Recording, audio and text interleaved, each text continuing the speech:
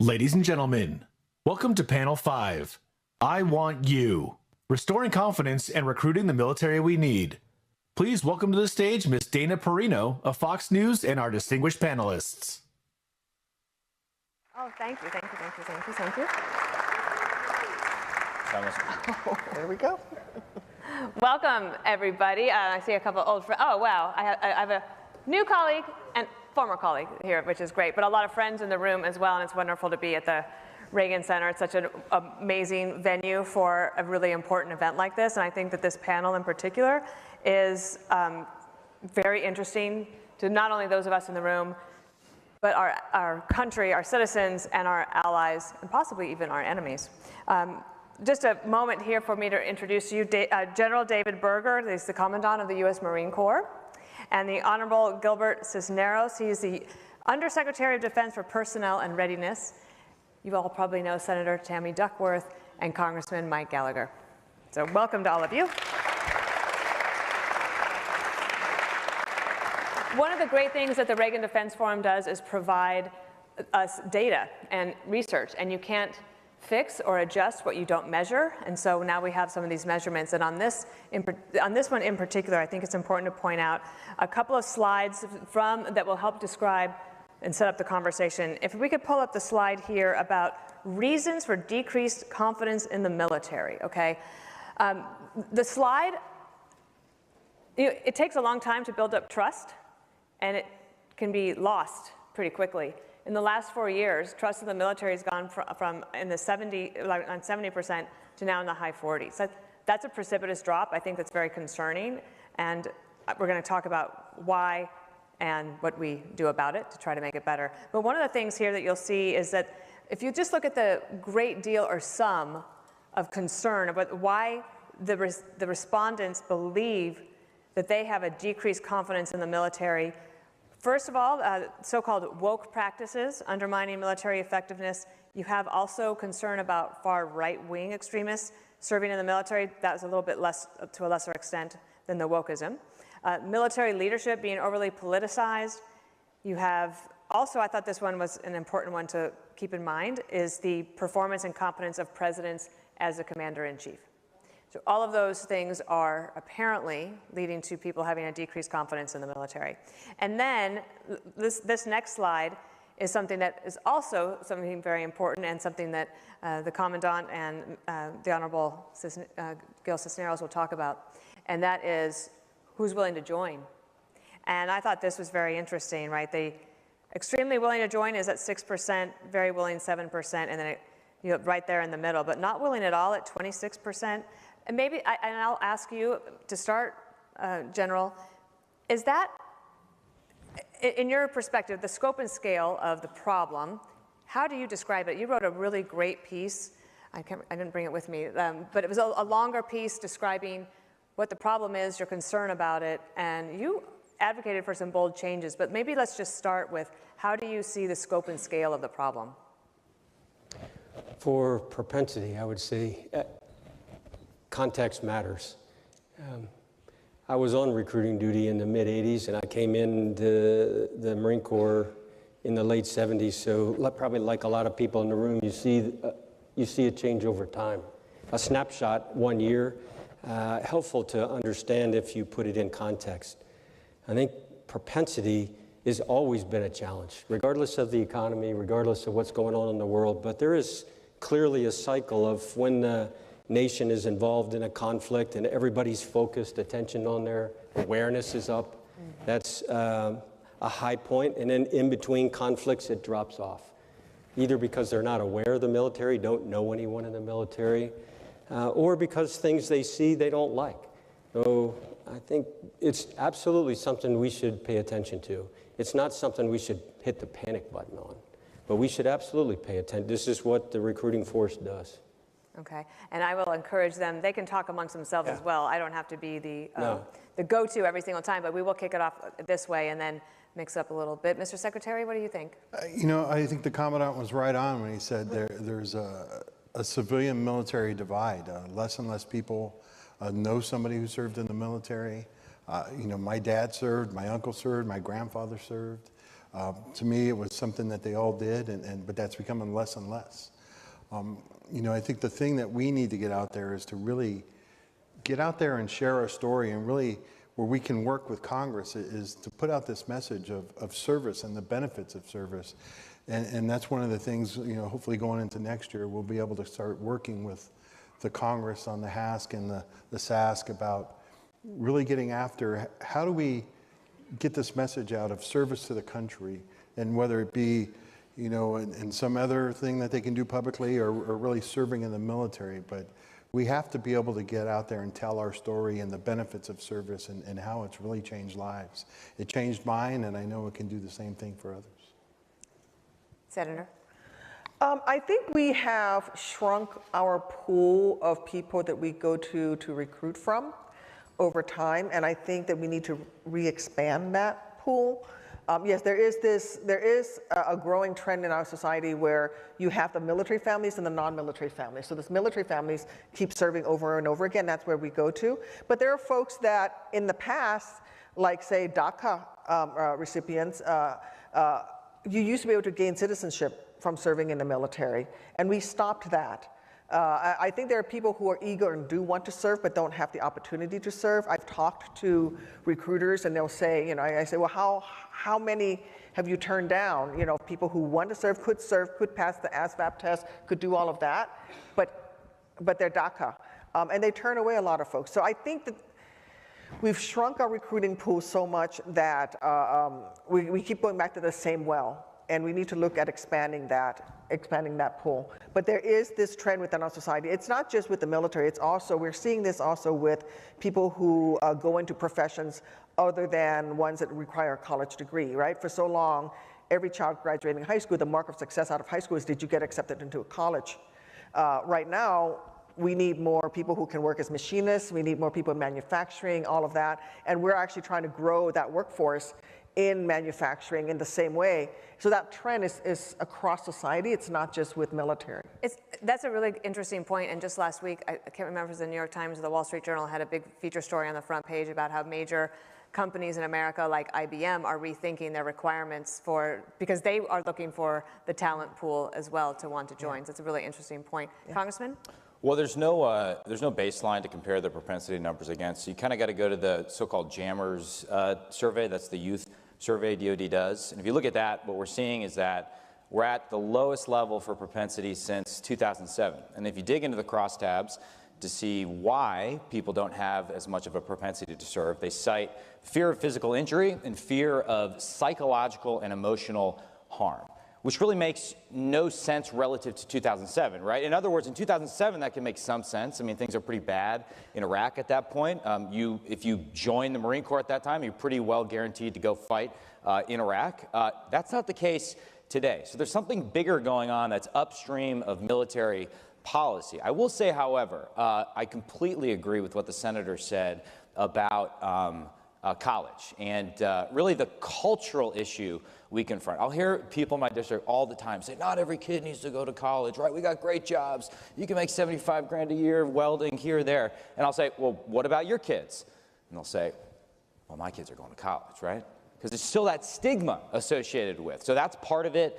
I would submit that if 33% of 16 to 28-year-olds are not going to get the vaccine, that the vaccine mandate has to play a role there. We're going to be considering that policy this week and certainly in the next Congress. I think it's great. The Commandant's article was fantastic. It was the boldest thing I've seen written on this subject. I might disagree a little bit about the role of retention in terms of a solution, because retention, if you lean on that too heavily, you got an older force, and war is a young man and women's game.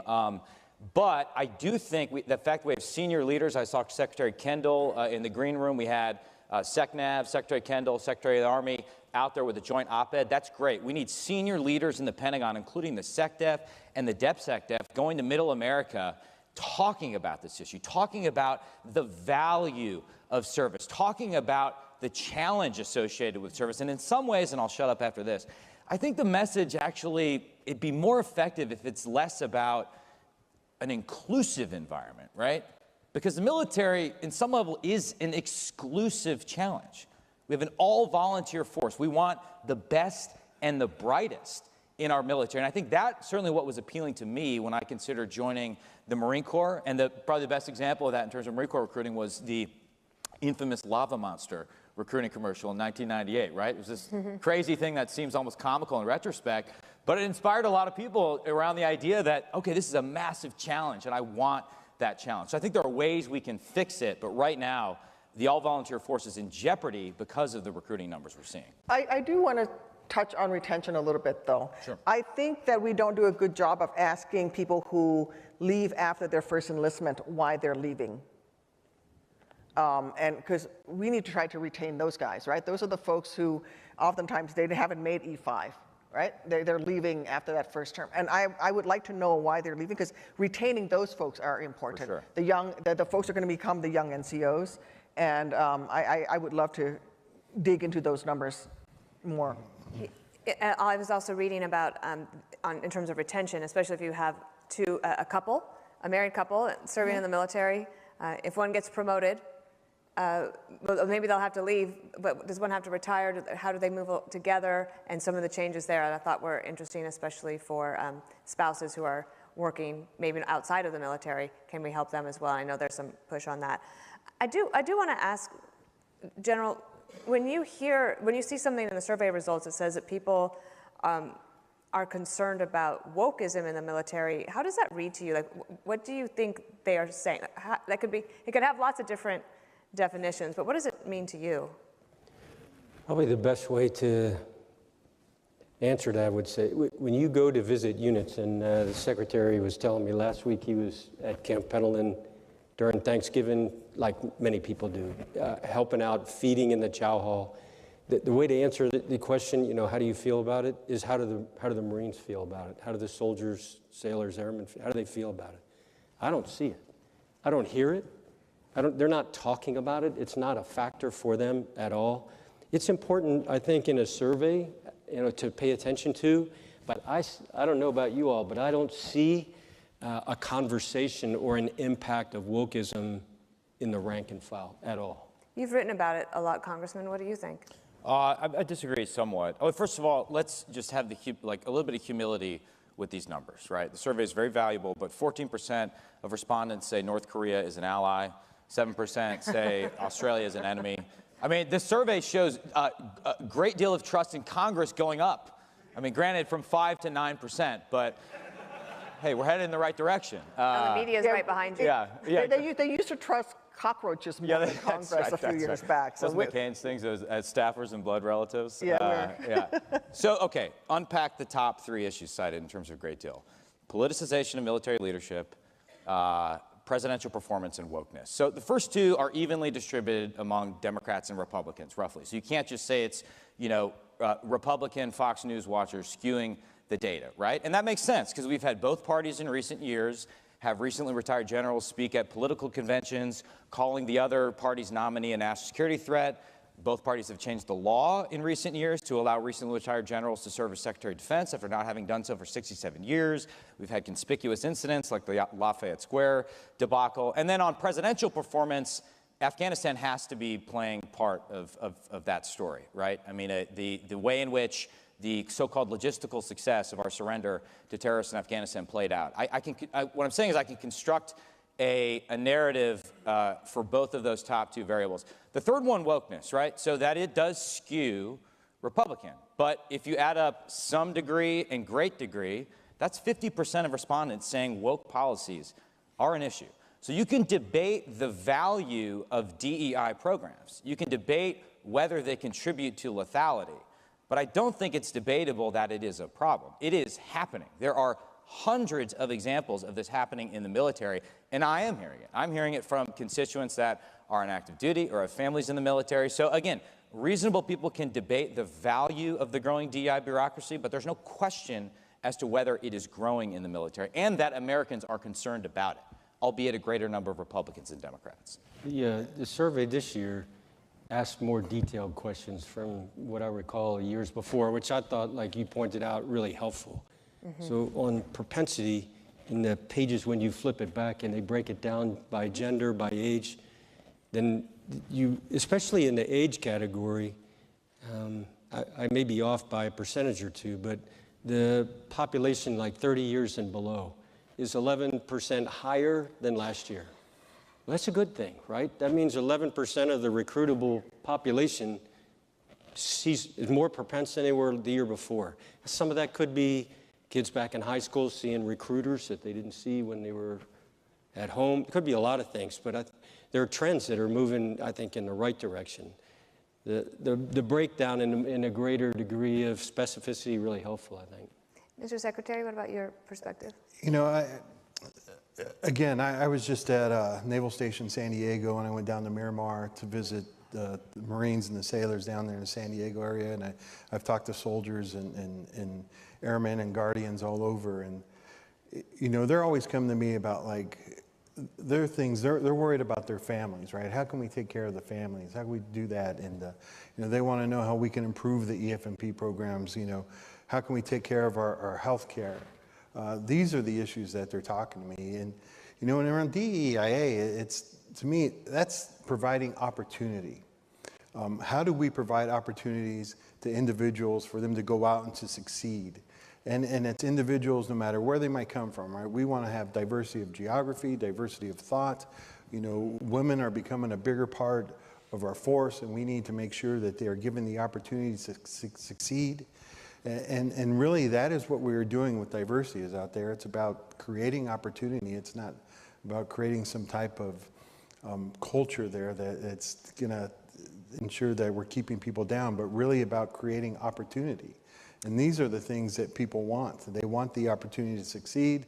They want to know that we're going to take care of their families, and that's continually what I'm hearing. But any of you want to comment on the other sides of that coin that in the survey, so-called far-right or extremist individuals serving in the military, if you take a great deal in some, that's at 46%, saying that they think that's one of the reasons there's a decrease in the military. I'll open it up to anybody. Go ahead, Mike. It is so it skews Democrat in the way that the wokeism numbers skew Republican, right? So the question then is it true, right? Is it true that the military has a problem with far-right extremists, right? What do the numbers actually say? Well, the Senate, in a bipartisan fashion, actually concluded after looking into this issue that for the military to keep burning resources on examining exceedingly rare cases of extremism was a waste of taxpayer dollars and should be discontinued immediately. The Secretary's Counter-Extremism Working Group, which relies on something called the PIRUS data set, the numbers are basically that there are 0.007% in terms of cases of far-right extremism. If you average it over time, it's actually 0.0001%.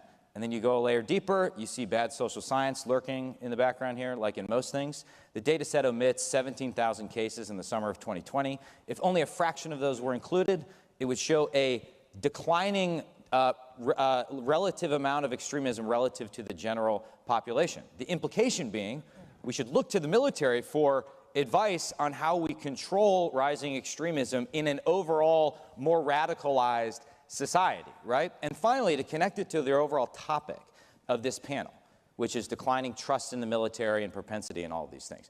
Think about the effect that has. If you were thinking about joining the military and you opened up a newspaper, if you opened up the New York Times in the beginning of February 2021, you would have seen a headline that said, Secretary Austin ramps up fight against far-right extremists in the military.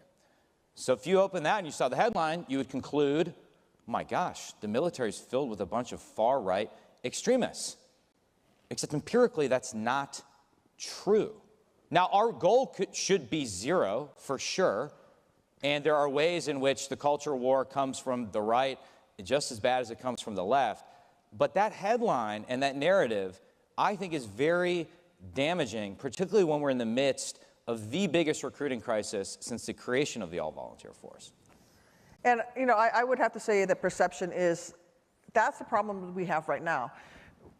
We need to be talking about what is keeping parents from encouraging their children to serve, and what is keeping the population of young people 18 to 24 from looking to the military as an avenue for them to pursue, you know, the next steps in life after high school.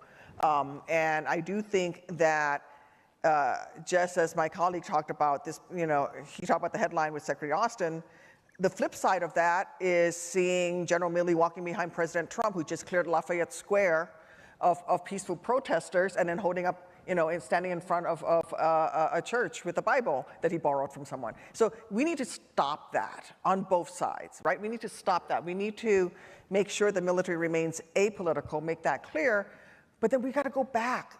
We got to go back to what is it that parents are seeing? What messages are parents receiving? What messages are young people receiving? Why are they not, when they're doing their search pattern of what do I do after high school, why is the military not one of those things? And there's a number of reasons. One of the things that used to be, that the military used to offer was, this was a great place for you to go spend some time and get good training that was going to be useful to you in your career field post-military. And I don't hear that as much unless you become unless you become a pilot. Then that's sort of a pathway to the airlines, right? But if you're not becoming a pilot, you don't hear people saying the way my father's generation did, that hey, enlisting is a great stepping stone towards a career afterwards, and you're going to get great skills in the military. So there's all sorts of factors that go into why people are not looking at the military as one of the viable avenues post high school graduation. And it's talking to the parents, it's making sure that we keep the military apolitical, but it's also really not selling, but showing to the American public what a stint in the military does for a young person. It allows them to mature, grow, they gain lots of great experiences. They're going to be ahead of their peers when they come out in terms of a job, a career field, all of that. That I don't think we're doing a good job of messaging to the American people. I agree. This is key. We talk about service and what it does for the country, but service, what it does for the individual, the way you all are talking about, is what we have to talk about more. And in some cases, it's a skill that will translate into later in life. But I would say, for my background, for most, it's intangible values. It's self-discipline. It's the parts that will make them successful later on, no matter what they do, that they're going to pick up when they serve. And when they get out, whether that's 4 years or later, that's going to translate. And everybody wants to hire those people. They're better citizens. They're better employees. And the second part I would say is, although most people in America would probably understand it as an all-volunteer force, it's an all-recruited force. In other words, the role of the recruiter and the translation to coaches and teachers and people in the community is huge. And we lost 2 years of that due to the pandemic. That will cycle back, where all those people in the communities and the schools will be very familiar with military people again. And the influencers that affect the high school kids, thinking, are back in play again. I think it will settle itself out. Yeah, I met a young airman, and I asked him, what is your MOS? What are you doing in the Air Force? He says, I'm doing HVAC. And I thought, wow, we're giving you a career. This is a skill that you're going to have, whether you stay in 4 years or you stay in 20 years. Doing this, you're going to have a job and a career that you're going to be able to go and take advantage of for the rest of your life. And it's a good career. And these are the stories that I say we need to get out and tell more, right? And we need to counter these narratives. The extreme vast majority of people in our military are doing it right. Every once in a while there's a bad apple. And we need to make sure that we're taking care of those situations, right? And we're doing the training to let people know what needs to be done right and what's the proper way to act. And that's what we're doing. But, we understand and we know the vast majority of people are doing it right. And we need to tell those stories, and we need to get back to telling the benefit of service and how it can affect that individual. On America's Newsroom, Bill and I recently reported on a survey of young people and what they said that they wanted to do when they grow up. Like, what do they want to be? And I would imagine that they don't think that military service is going to help them become a TikTok influencer, which is what a lot of them said that they really wanted to be. We should have a TikTok panel too at some point, maybe. I am curious, General, if you could talk about the concerns of, is there a concern about our readiness because of these things that we're talking about now?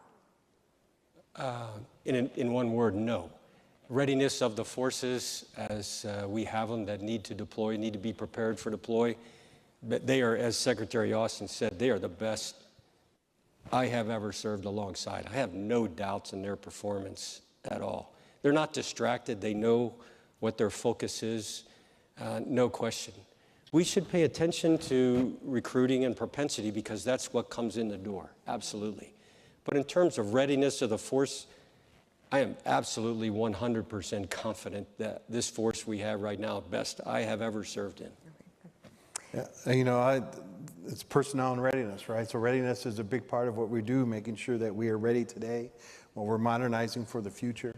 And you know, the commandant said it, we are ready to meet any significant challenge that's out there. Our forces are ready, and we have the best and the brightest in our military today. Well, I am concerned about readiness. I agree that our force is ready to move to and engage with the enemies of our nation as we ask them to. But I worry that we're not sustaining that readiness the way we should, which is why I continue to vote for higher budgets for the DoD than gets asked under both Democratic and Republican administrations. But I also think that we need to make better investments in the troops once they're in as well.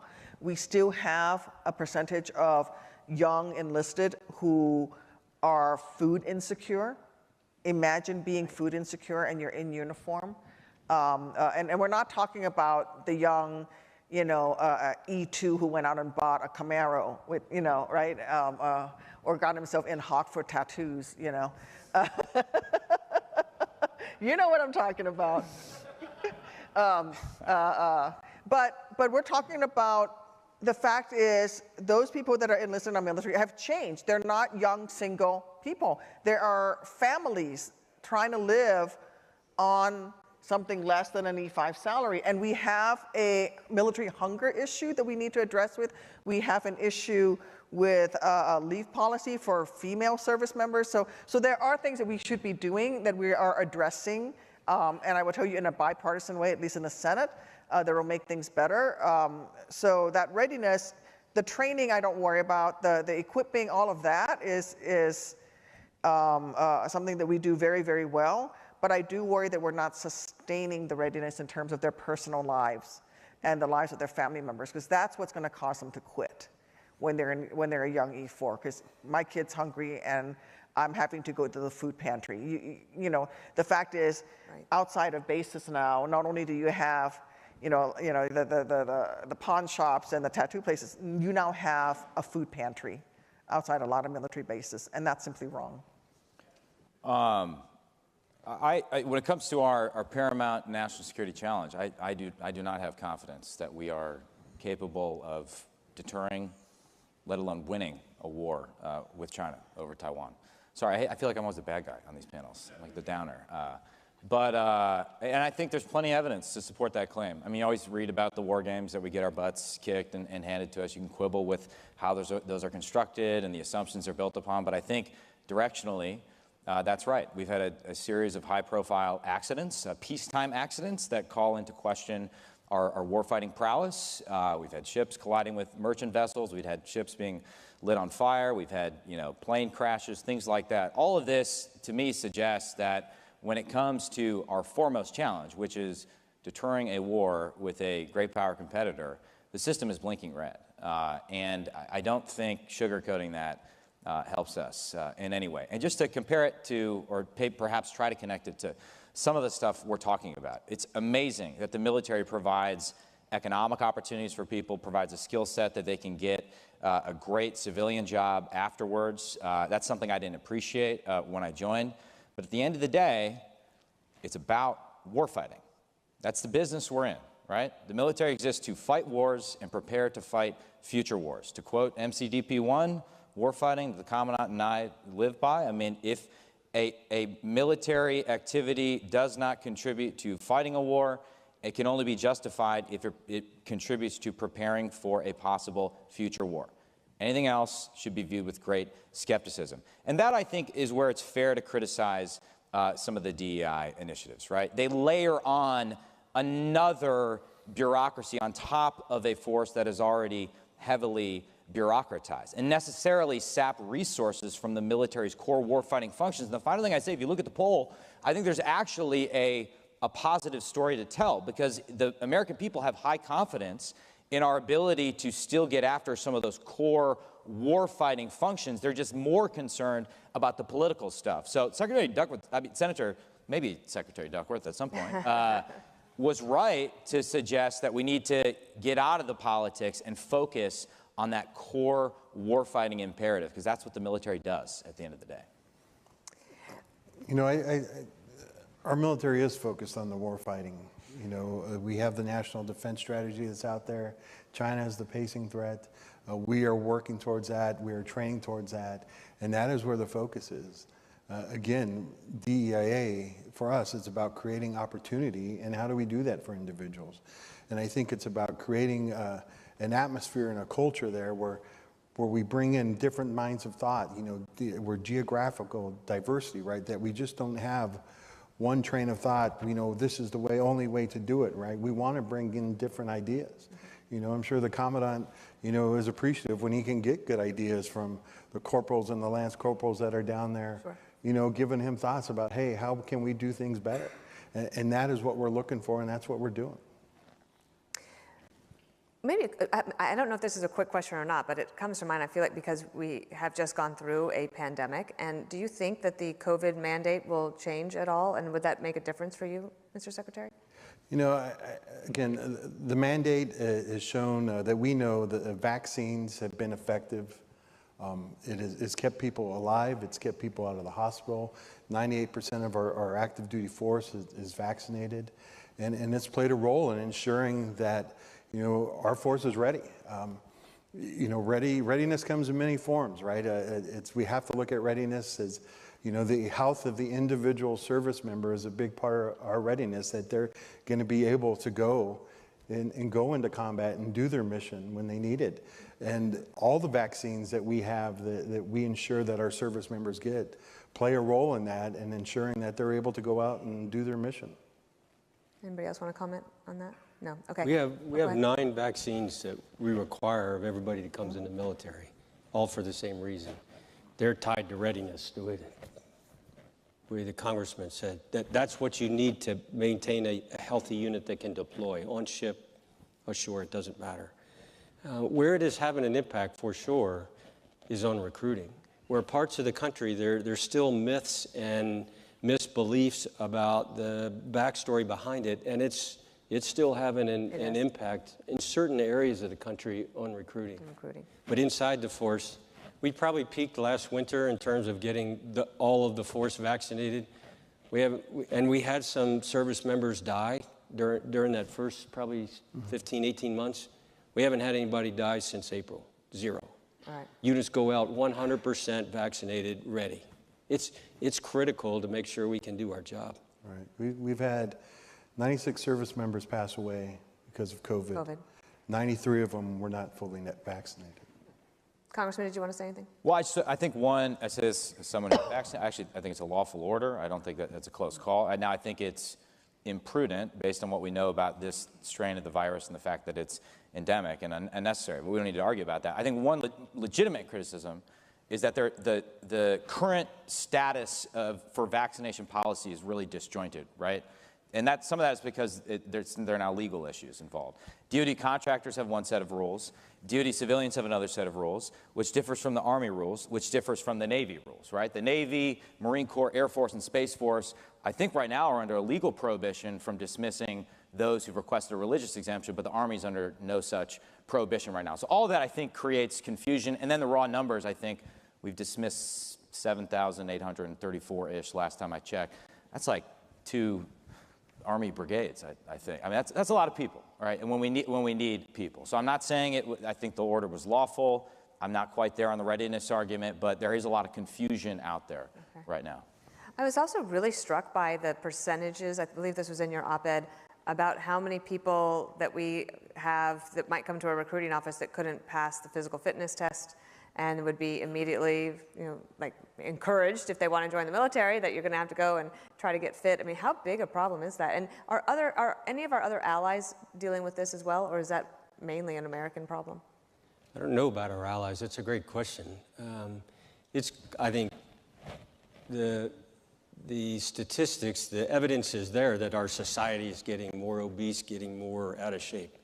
course, we're drawn from society, so it's going to affect us. The way, how do you address that? Back to the recruiting force. They become that person's like physical trainer, mentor, everything that's the beginning of their military career. So not all of us were in great shape when we first talked to a recruiter either. Right. But the recruiter made sure, hey, before you go off, I'm going to make sure that you are prepared. But it isn't bad. It is not a good signal for all of society to become fatter. I mean, that can't be healthy for the nation at all. I was also curious about, there's so much more widespread marijuana use now across the country. Like if you come to New York, God bless you, it's horrendous. You smell it on everywhere you go. And it's at all times of the day. In the morning, the afternoon, the evening, it's everywhere. And I know that President Biden and even President Trump are being pressured to try to lift any sort of prohibitions from getting a top secret clearance if you have marijuana use in your system. But I'm curious if you think that is a problem, if it's one that needs to be solved, or is it just what it is? Maybe Senator? Or... Well, I mean, right now it's still not a fully legal drug. I just feel like when you join the military, you know, you can't be drunk all the time either, right? So I think there are legitimate parameters that you can impose. I don't really see cannabis as the issue that's affecting recruiting. I'm more worried about all of the 18 to 24-year-olds who can't pass the ASVAB test, you know, who can't pass the basic entrance examination that's written at the 8th grade level and can't do basic 8th grade math and English. That's what I'm worried about. And that's a national trend also. And we need to talk about the investments we should be making as a nation into our educational system so that either high school graduates or GED holders can actually pass the ASVAB test. That's a great point. I think, if I don't remember the numbers, but I think the biggest source of disqualification, the Commandant probably does, is the obesity issue. And that's a huge problem for all the reasons you laid out, General. And then ASVAB is second. Is it? Yeah. And then up there is psychological and emotional issues, right? And that's got to be correlated with substance abuse, right? It's hard for me to disentangle all those. I mean, you mentioned TikTok. We should ban TikTok, by the way, but we don't need to talk about that. I mean, just think about the corrosive effect of so many kids just spending their whole life.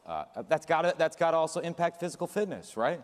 I mean, if you spend all day online and not if you're dancing. Yeah, that's a good point. Maybe there's a solution there. Just got to get the algorithm right. Make our own TikTok. Somebody call ByteDance and ask you. Yeah. We've had some great questions come in from the audience, and this is an interesting one.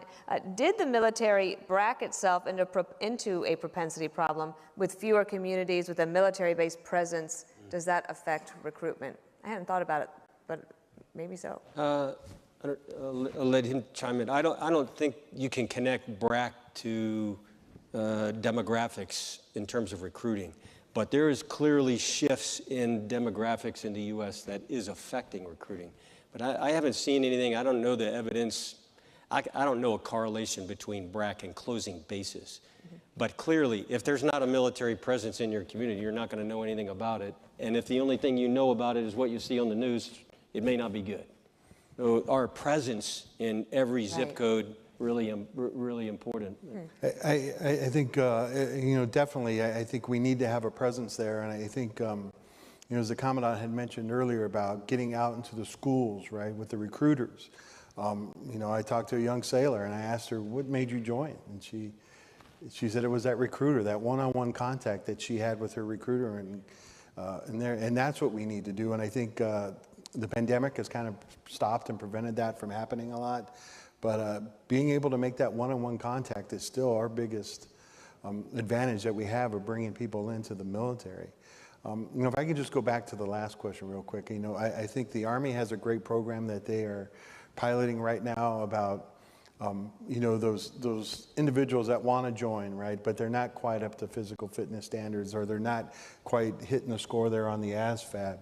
They're now taking them and they're doing kind of like a pre-boot camp with them where they're getting them into shape and they're working on their academic skills. Wow. And they're having great results with this right now, is to help get more people in. That's very encouraging. Yeah, I would think that I would like to know if there's a correlation over time between the reduction in JROTC programs in high schools and ROTC programs in colleges. and recruiting, because I think that that exposure is a valuable one. It certainly And stands we've- to reason, sure. Yeah. There was another question here I liked, which was, we haven't talked about something kind of new and exciting, and I wonder if this helps with recruitment. And the question was, what effects has the creation of the Cyber Command and Space Force had on recruitment efforts? You know, I think those are definitely special fields that we're going to need people in to come in and to serve. And I think it's just another area there where we're giving opportunity and teaching people a skill that they're going to be able to have for life. And we need to ensure that we bring them in and that we take advantage of them, or not advantage of them, but leverage the opportunity that they have to come in there and to teach them and to take and to leverage the skills that they develop. But I think, you know, the Space Force and the cyber world and what we're doing out there is definitely something that we hope will attract more people in to come in to do those type of jobs. Congressman, you have anything on that?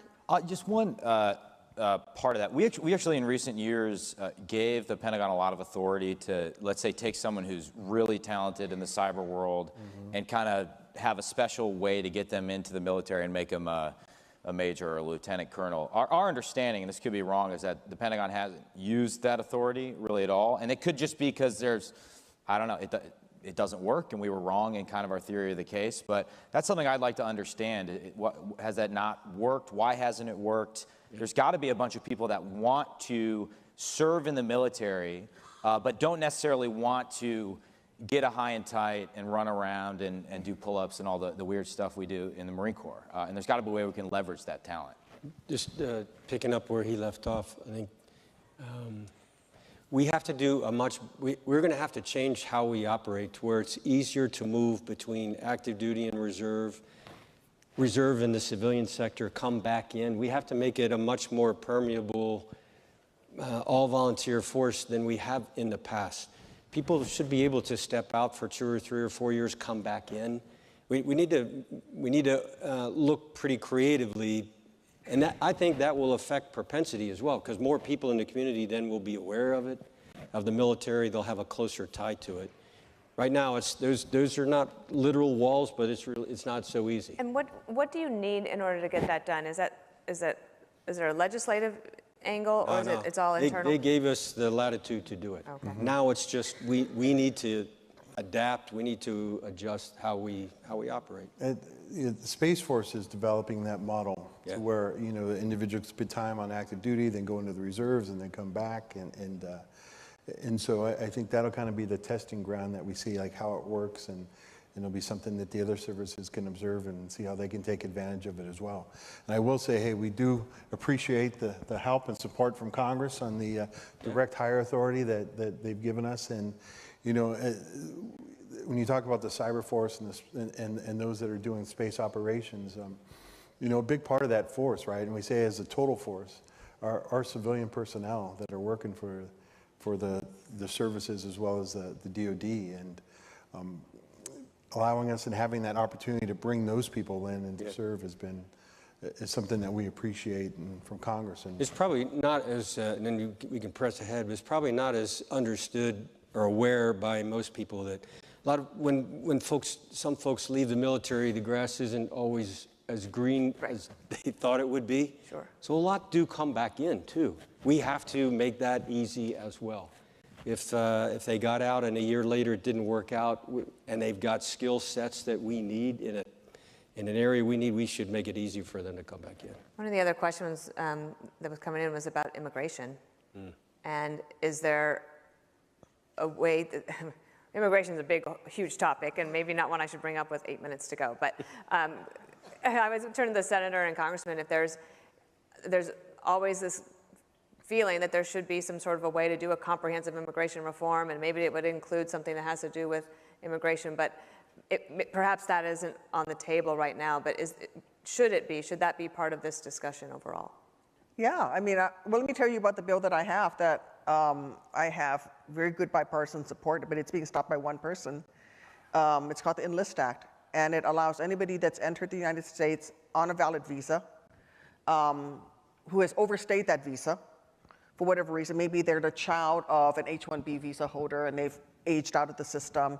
Also, DACA people would qualify. And it would be a way for people who currently are in an undocumented status. You enlist, you meet all the requirements. You have to pass the ASVAB, you have to pass the medical, the background check, the 5-year background check that everybody has. You've already been touched by the State Department once because you had that valid visa at a previous point in time. You enlist. At that point, you get what is essentially a provisional green card. At the end of your first term of enlistment, we gave, in the bill, I give the Secretary of Homeland Security the ability to revoke that green card at any time during that first term of enlistment, should they not keep their noses clean. If you serve honorably through one tour, that green card becomes permanent. Then you go to the end of the line and you wait just like everyone else and wait your turn to be able to apply for citizenship after you've waited the amount of time. We used to allow people to earn citizenship.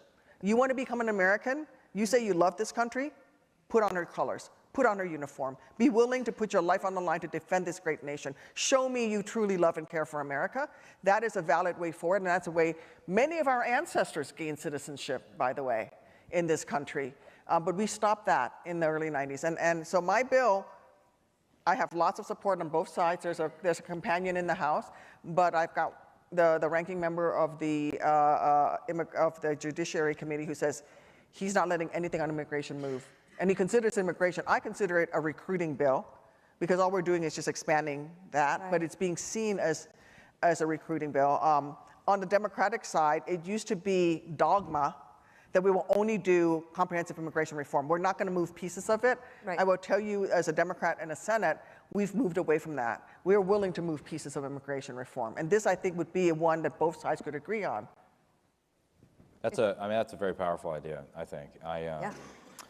You screw up. You do anything wrong. Yeah, exactly. And listen, my basic framework is legal immigration, good. Let's make that easy, transparent. Illegal immigration, bad. Our system is totally broken. Yeah, I feel like it's only a matter of time before we figure it out. Don't reward the cheaters. Yeah. Pay your fee, fines, penalties, whatever it is. Go to them at the line. It's got to be doable. It's got to be fair.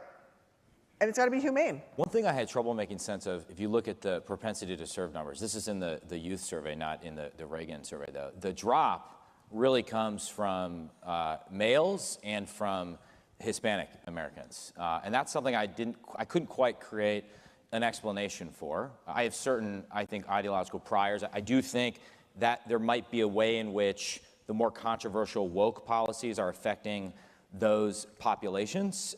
We can have that argument. I will say, just on one point, it doesn't surprise me that the Secretary or the Commandant wouldn't be hearing about this from the fleet, because if you're sitting there in front of the Commandant in the Marine Corps, I mean, you're probably not going to get the most unvarnished answer. I could be wrong about that. Wait, I know Marines. Yeah. Yes, he would. Not me as a second lieutenant. But let me say one other thing, and then Commandant can tell me why I'm wrong. The idea that DEIA is being sold is a matter of opportunity.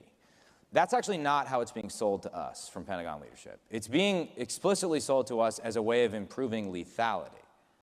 I mean, when Anderson Air Force Base in Guam was sending around emails saying don't use gendered pronouns, they said do that because it will improve lethality, right? We had cadets at the Air Force Academy that were being given similar guidance. There's now a minor in diversity and inclusion at the Air Force Academy.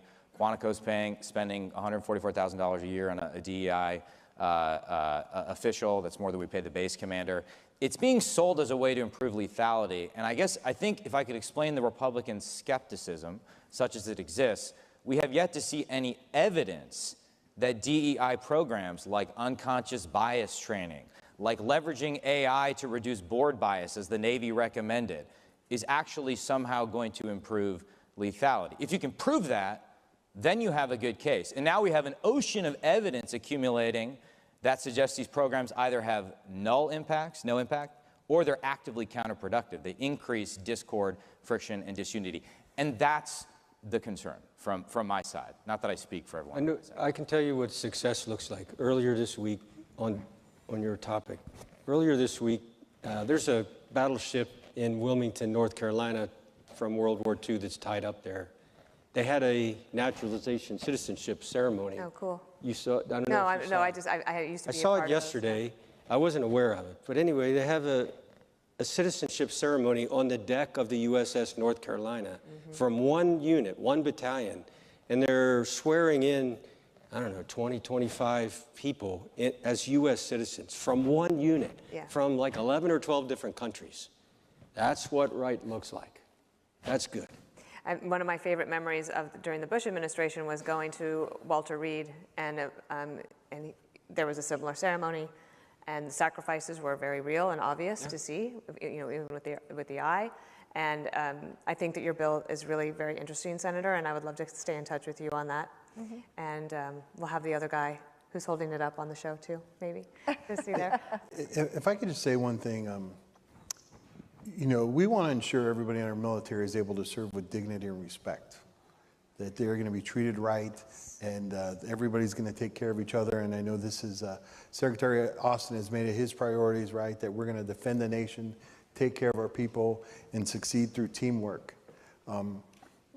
We want those units to be strong, right? And ensuring that we're treating them with dignity and respect is going to make a stronger unit, a better unit. It is going to make them more lethal. Yeah.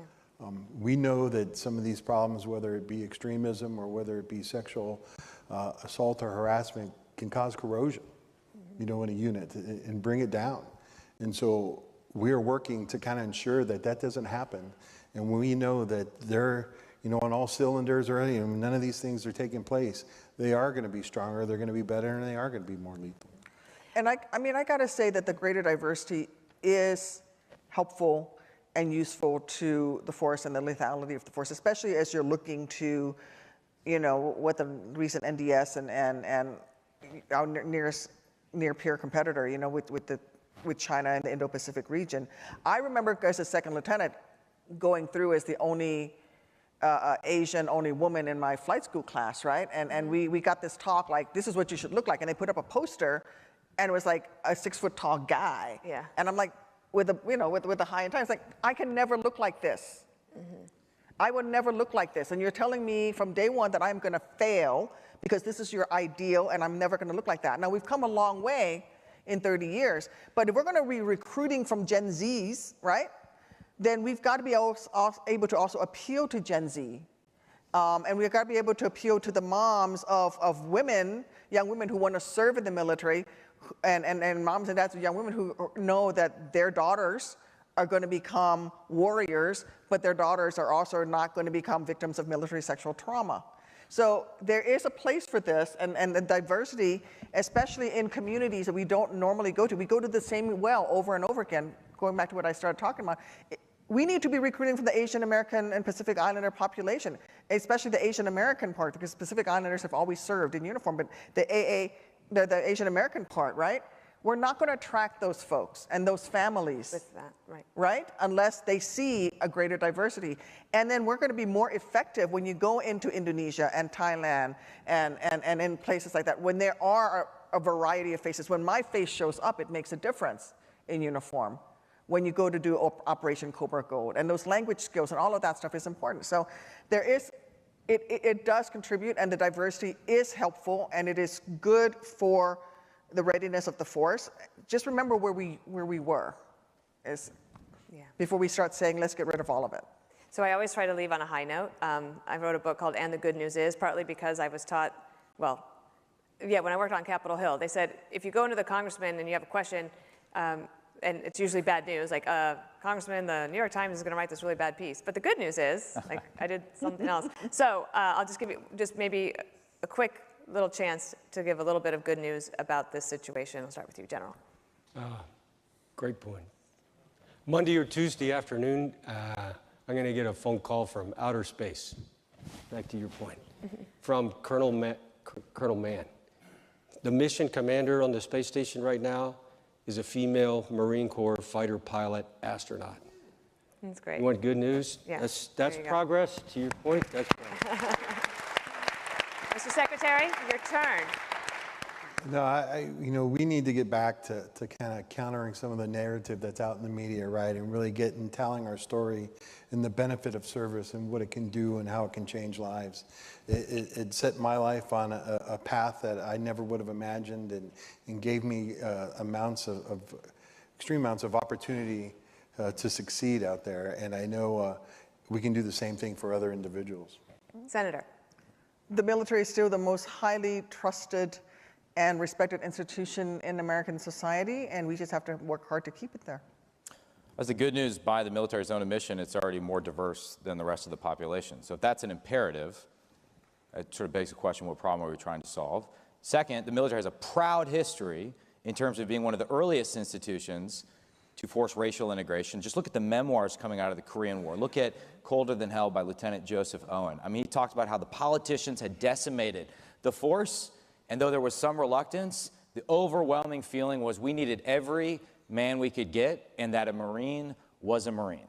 I believe that ethos still pervades the military, and I think that is the right ethos to guide our actions going forward. What a great panel. Thank you, everybody, for being here. Thank you so much.